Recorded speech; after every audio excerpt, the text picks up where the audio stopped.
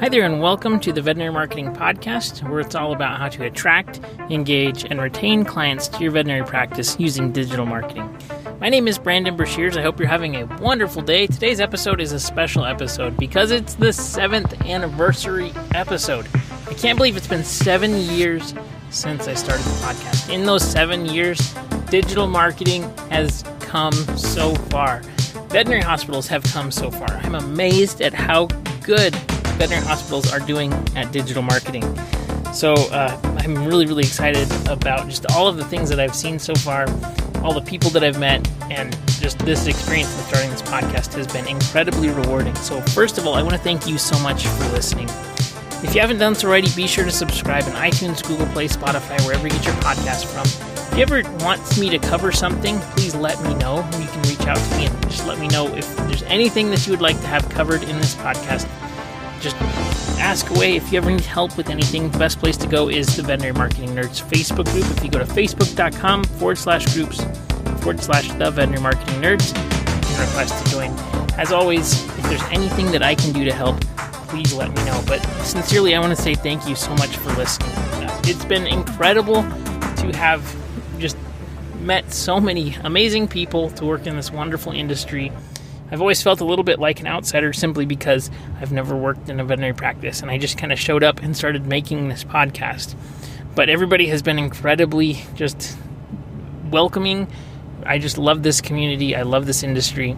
And so I just want to say thank you so much for having me to kind of be here to help you with marketing. So again, thank you so much.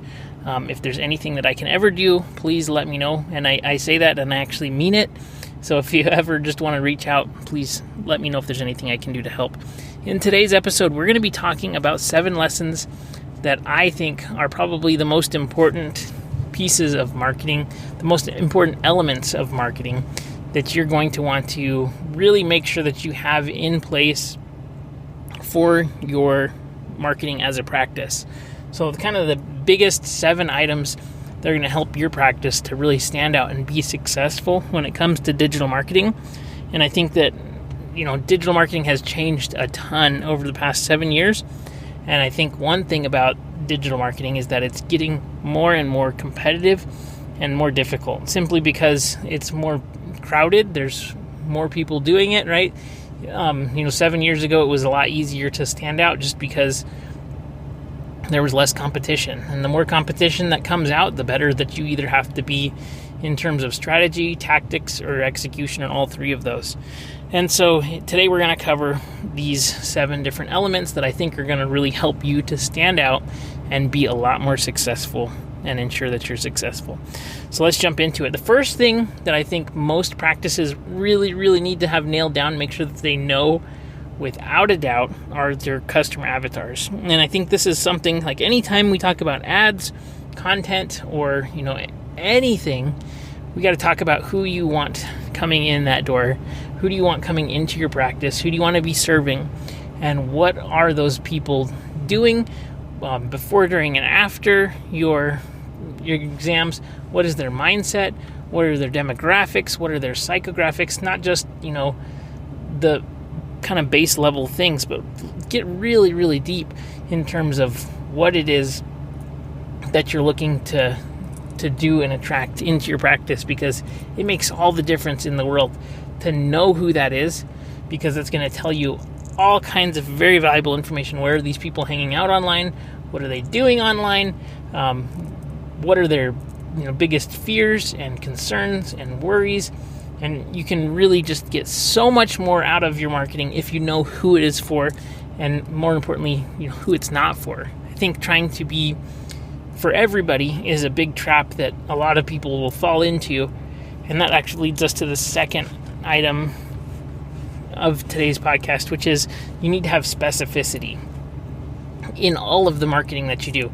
I'd mentioned that it's a lot more competitive today than ever before. And so how can you stand out, and what can you do to really be head and shoulders above everybody else? And I think that specificity is the key here. Mass marketing is not something that is going to help you to try to get any kind of levels of success. Trying to aim for the masses, what that does is it creates content or messaging that's going to be really average. You're just trying to shoot for the middle, versus if you're trying to serve your specific avatar, what are their specific problems that they have? What keeps them up at night? What are their worries and concerns and fears? And if you can answer those questions, you're just going to be so much more successful. I want you to think about, everything these days is really, really segmented and specific. And the reason for that is because you have the ability to target individuals that are, again, going to be, have their own unique problems, have their own unique wants and needs and all of that. I want you to think about your favorite TV shows, or Netflix shows, or, whatever. Anything that is created these days is really created for a specific subgroup of people. And I mean, if you think about the most successful TV shows nowadays that have been like huge franchises, like, for example, there's been like Westworld and Sopranos and Mad Men and so many other shows that by old standards, which was the mass marketing and mass media standards, those would have been not successful, simply because they only reached, a couple million people per episode. But with the way that the internet has segmented everything, that segmentation made the content that was really, really good for a specific group of people, which then got those people talking about it, and it created successes. So being really, really specific is important, and that really helps you to get over the fact that maybe you're not good at creating entertaining content. Maybe you're not good at creating really, well-polished or nicely finished content. It doesn't look necessarily the most professional, or, there's a lot of problems that you can overcome with being specific, because it's going to be interesting to that subgroup of people. So once you know, again, who you're targeting and you create that specificity, which is number 2, we get into number 3, which is the offers. What is it that these people actually want, and how can we package this in a way that's going to be valuable to these groups of people? I think really refining a few core offers and knowing what it is that your clients actually want, what they actually need, and then delivering that in a way that makes it align with your brand, your pricing, and your positioning is so important. And I don't think that a lot of practices spend time thinking about, okay, what should our offer be? How should we be creating offers that are going to position our practice? What does our new client offers look like? What are our new client packages, or what is included in a new client, first visit? And really packaging that in a way so that it's going to resonate and provide value to your ideal clients is really, really important. And if you have an offer that your target demographic actually wants and needs, you're going to be so much more successful in digital marketing. When we're creating ads for practices, it really all comes down to the offer. What is it that you're going to be offering to these potential clients that are going to make them want to come in? If you have a bad offer, no amount of marketing is going to fix that. If you have a good offer, you're going to feel like you've really hit the jackpot. So that's 100% one of the most important make or break elements when it comes to digital marketing, is what is it that we're actually offering, so that we can, in a concise way, show what value we're giving to these potential clients. The next one is creating landing pages. I think landing pages are still the most underused tool when it comes to your website. And again, this is combining multiple things that we're talking about. Number 1, we need to know who our avatars are. We need to know what specifically they're going to be looking at. And then what's the offer? And make landing pages that take the work out of having the client figure out what you're all about, what's in it for them, why they should work with you, and making it in a way that's easy to consume. And I think more importantly, easy for the client or potential client to say, yes, I'm interested, I want to do this. So when you create a landing page, you're taking all the work out of making the decision for your client. You're giving them a specific offer. You're solving a specific problem. And it's a really huge benefit to use landing pages. And I think most practices are not using them to their fullest. And so that's something that you should start using if you're not. The next thing, and I really thought about putting this at number 1, is identifying your goals. Because when it comes to digital marketing, still the conversation, I know a lot of practices have come so far, but still the question I hear is, well, what's the return on investment? Or how can we tell if this is being successful? And that all comes down to the goals that you have. So before you're doing any kind of digital marketing, you need to know what are the goals that we have for the practice, what is the purpose of the marketing that we're doing, and how are we going to be able to measure that. So setting your goals is step 1. And so maybe it's the number of followers, maybe it's the number of new clients, maybe it's the number of specific procedures. Whatever it is, as long as it's defined and you can actually measure it, that's what you need to have so that you can really inform all of the other marketing activities that you're doing. If you're trying to attract new clients, you're going to have to start working towards strategies that are going to bring in new clients. Is it going to be SEO? Is it going to be pay-per-click ads? Is it going to be creating videos? Whatever it is, you're going to try to get there in the quickest and easiest way possible. And so those goals will inform all of that. The next thing is KPIs. So once you have those goals, how are we going to measure those? And KPIs are something that I'm really, really passionate about because I think it's important you actually make your KPIs easy to measure, easy to report, and put as few of them as possible. So the KPI is going to determine how you measure it, but maybe it's in number of new clients, maybe it's in clicks, maybe it's in number of followers on a page or engagements. So whatever that goal is, what is the appropriate KPI to measure that goal so that you're going to know if you're being successful or not. And I think, again, that's pretty straightforward, but if you can just really identify 10 or less KPIs for your digital marketing, that's going to help you to really understand, is what we're doing actually working or is it not working? And I gave you the number 10 because that's kind of manageable, but as few as possible. Don't be measuring click-through rates of individual campaigns and, just tons and tons of data points.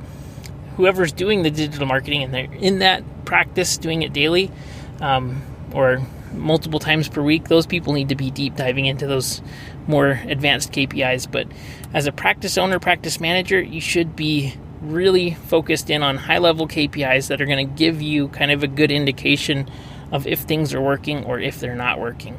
And I think that if you are taking a look at those high-level KPIs, if you see something's off, that will give you, the ability to deep dive into those more detailed KPIs that are going to really help you to figure out exactly what's going on. But your general KPIs should be easy to pull, readily available, and they should tell you how things are going so that you know for a fact if your marketing is working well or if it is not.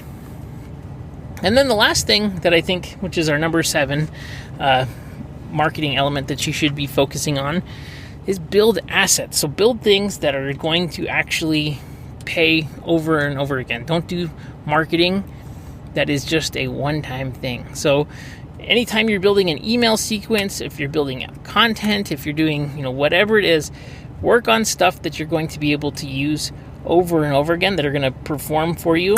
And every single time you build something, whether it's an email follow-up sequence, a text message marketing sequence, whatever it is, if it's something that you're going to be able to use again in the future or set up as an automation, that is an asset that is going to just continue to pay dividends for a long time. So, like when I'm thinking of content that lasts a long time are going to be podcast episodes, videos that you're going to post and repost frequently, videos that are not like related to recent events, but rather general, very timely questions about like tick treatment or flea treatment or heartworm or things like that you can then reuse every single year. But if you just tried to make one video, per month or something, and you started building up your library of content that you could then use for a long time, you would have a great library full of marketing resources, and it's going to be assets that you can use for a really long time, and it's going to help to pay for itself, and it's going to help to really drive clients for a long time. So whenever I'm thinking of marketing, especially if, so many practices are insanely busy all the time, we're thinking about how do we create assets that are going to be able to be used over and over again for a very long time, provide a return for a very long time, and hopefully make our lives a lot easier. So I just recap this really quickly here. We have the 7 elements. We have number 1 is your customer avatar, knowing exactly who it is that you're targeting. Number 2 is create specificity in your marketing. So your avatars have specific problems, wants, needs, desires. You need to serve them. And the content that you create, the ads that you create, any kind of marketing collateral that you create should be specific, not general. Number 3 is dial in your offers. Know exactly what it is that's going to motivate your ideal clients to come in. How can you package your offerings so that it is attractive, that people actually want it, and that they come in to your practice? Really having those offers dialed in is going to be helpful. Number 4 is landing pages, and get specific with the offers that you produce. Put those on their own landing pages so that people don't have to do a ton of work to figure out what it is that you're trying to get them to do, so that they can say yes easily. Number 5 are goals. Understand exactly what it is that we're trying to do here with our digital marketing. Number 6 is KPIs. That informs us how we're if we're meeting our goals or if we're missing our goals. And then number 7 are build assets and do things that are going to have a long return for you so that you can make your life easier. And the work that you do is going to pay dividends for a long time rather than just a one-time thing. So I hope this was helpful. Again, thank you so much for listening. I really, really appreciate it. If you know anybody who you think would be able to benefit from this podcast, please be sure to share it with them. Again, I just want to say thank you for listening. Thanks for the past 7 years. And I'm really excited for the future. There's so many cool opportunities, so much cool things happening in the world of digital marketing. And if there's anything that you ever feel like you want to have covered, please let me know. Otherwise, I'll see you on the next episode. Have a great day, everybody.